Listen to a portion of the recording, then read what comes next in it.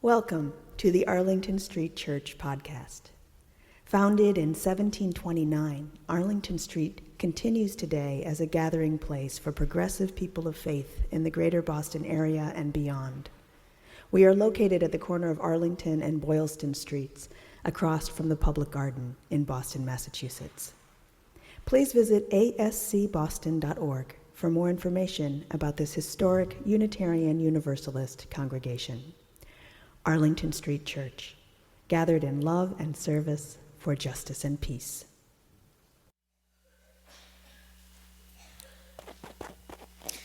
Accepting a Tony for Hamilton, American composer, lyricist, playwright, and actor Lin-Manuel Miranda said, "And love is love is love is love is love is love is love is love. Love is a spiritual practice." Craig Coogan, executive director of the Boston Gay Men's Chorus, was standing in the lobby of Jordan Hall with ebullient audience members streaming past him after the final holiday concert when a white-haired woman dressed in a stylish coat and hat approached him. Touching his arm with one leather-gloved hand, she said, "Excuse me, but you look important." After 2 solid weeks of late nights, exhausted is what Craig was, but he gave her his full attention, ready to field a complaint. "This was all rather extraordinary for me," she said. And she told him her story. "I was here this afternoon for Handel and Haydn, of course. That was wonderful, as always, just wonderful.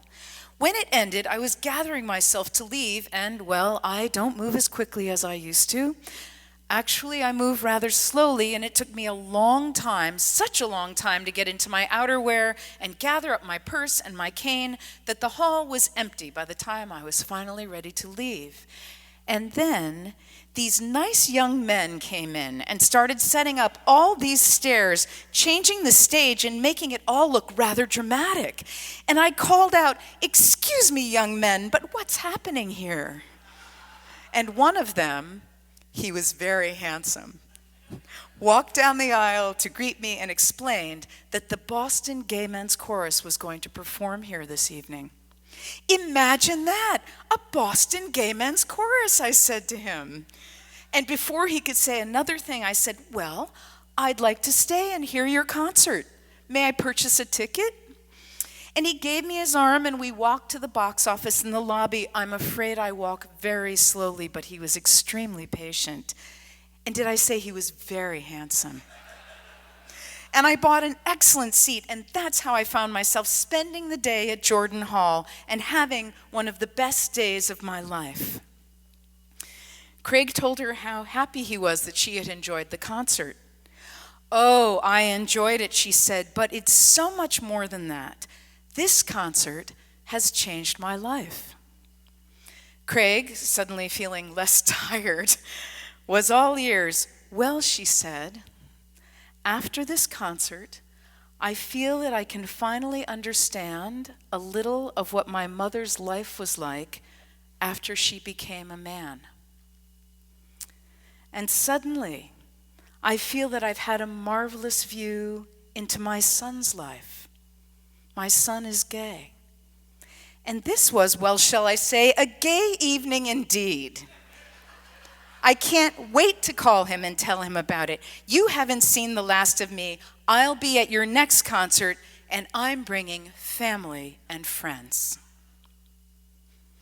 And love is love is love is love is love is love is love is love.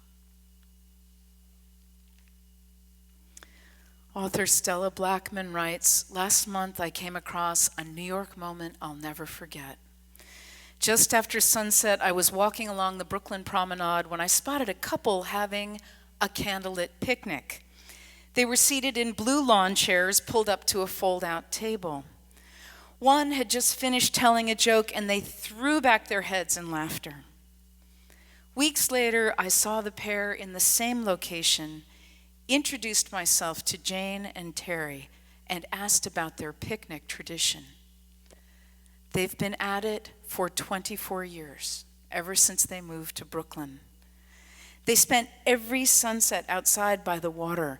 It started with bringing some wine, and it's evolved to the point that their number one picnic staple is a good cheese knife, followed closely by candles.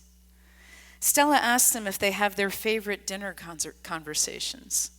Jane responds, I remember being in my early 20s, observing older couples, wondering, what do these people talk about? Don't they run out of things to discuss?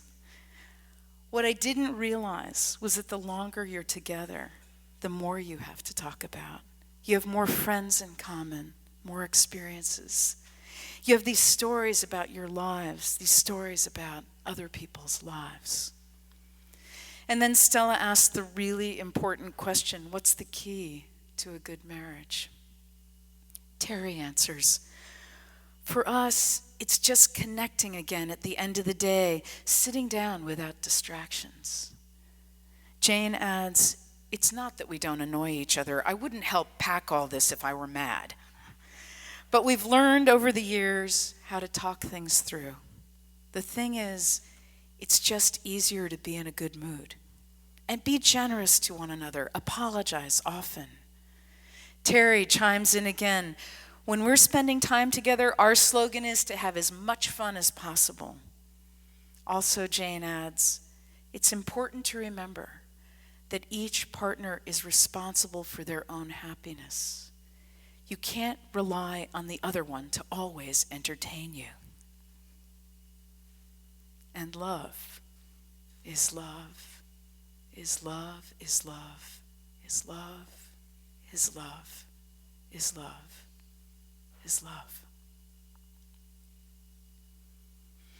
Late last month, Reverend Joe and I had the opportunity to spend some time singing and learning music from Issei Maria Barnwell, perhaps best known as the bass who anchored the storied a cappella ensemble Sweet Honey in the Rock. Of the many stories Issei shared with us, one stood out for me. A few years ago, she says, she was diagnosed with breast cancer. And every 2 weeks, she got a phone call from her almost 90-year-old Jamaican-American singer and social activist friend, Harry Belafonte. Harry, she told us, never concluded the call without asking her, what can I do to support you right now? And that, she says, got me through. And love is love, is love, is love, is love, is love, is love, is love, is love. Somehow I miss that National Public Radio's Lulu Garcia-Navarro is doing a Missed Connections program, trying to reunite people who connected with someone but never saw them again. 50 years ago, when she was 12 years old, Linda Walker was attending Girl Scout camp in the mountains of North Carolina. A huge rainstorm blew in, and suddenly a bolt of lightning struck with a huge crackle and boom. The campers all took off running. Linda, who had been standing on her metal cot, closing the tent flaps, fell to the floor. She says, but as Girl Scouts, you always keep up with your buddy. You never lose track of your buddy. My buddy ran out of the tent without me, but realized I wasn't with her and came back. She ran and got a counselor. They gave me artificial respiration. They rushed me off to the hospital. I was clinically dead. My life as a mother, a teacher, a grandmother are all attributed to my buddy coming back and getting me. Unfortunately, I don't remember who saved my life. I didn't recall her name, and I've always regretted that. Linda Walker brought this story to NPR. Researcher Sophia Schmidt reached out to Camp Pisgah, to local librarians to search through old news coverage, to women who had been there in the summer of 1967. One of the local Girl Scout councils posted the story on their social media feed, and Facebook turned up the long ago hero. Her name is Lori Luna. Lulu surprised Linda by bringing Lori onto the show. She re-met her buddy over the radio. Lori picked up the story, filling in the blanks for Linda. Well, I did run out of the tent with the two other gals, and we thought you were right behind us, and then turned, and obviously you weren't, and I tried to rouse you. I went back, I tried to rouse you, but it was obvious that it was very badly wrong. I couldn't, Linda says, well, I still have a scar from where a metal zipper welded to my hip. And my heart sac had been burned, and there was some damage to my ears. I still have a little bit of a problem hearing. Counselors had brought Lori to the hospital to visit Linda, but Linda wasn't fully conscious. Lori says it was disturbing and scary. That was the last time I saw her. I've thought a lot about Linda over the years because I didn't know whether she'd survived. Linda continues, I taught 8th grade for 30 years. And each year I would tell my story, reminding my students how important your buddy can be. And the kids always said, well, did you ever thank her? And I said, no. And they said, well, you should. And now I want to send a huge, huge thank you to you, Lori, and a hug, because I wouldn't be here today if I hadn't had a buddy who came back. And love is love, is love, is love, is love, is love, is love, is love. Beloved spiritual companions, our lives are the stories of intersections with family and friends, strangers and lovers. Love is a spiritual practice. In honor of Saint Valentine, may we offer a stranger an arm. It might just change her life. May we picnic at sunset and light candles, connect undistracted, talk things through, be generous to one another, apologize often, have as much fun as possible, and take responsibility for our own happiness. May we ask one another, what can I do to support you right now? May we never lose track of our buddy. And love is love, is love, is love, is love, is love, is love, is love. Amen.